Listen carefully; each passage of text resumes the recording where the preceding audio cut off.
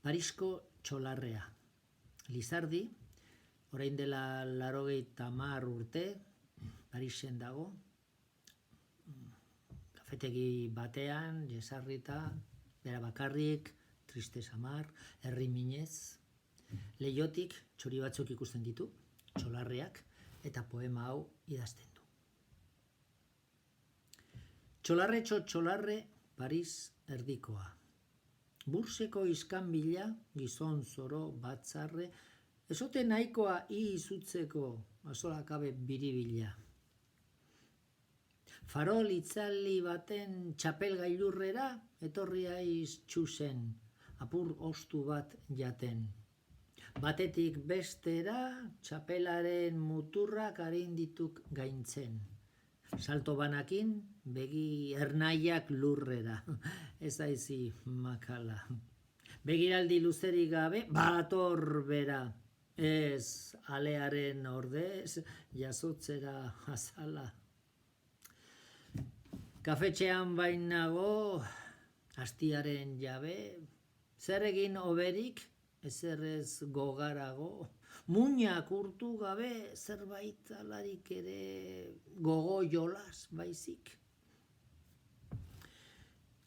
Leioak lauso dira, eguraldiaren antzo, barrenean giroaren arira, losustak egiten, morroi mantal zuriak daude bazterrean.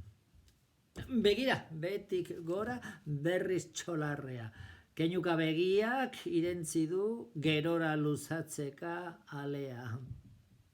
Eskupeko guri bat boteaz antziak.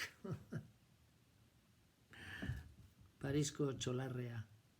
Zertan naiz berezi nire herriko batez.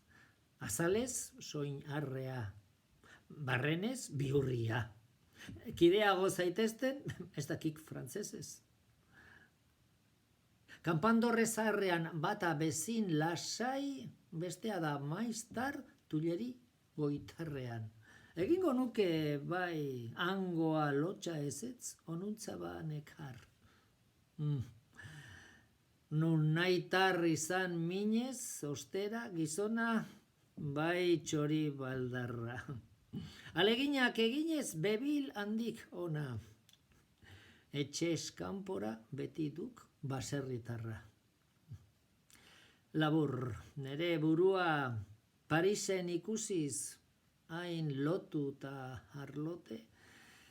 Otoin izun zerua, zehatz adieraziz, gizon baino nahiago nukela txolarre.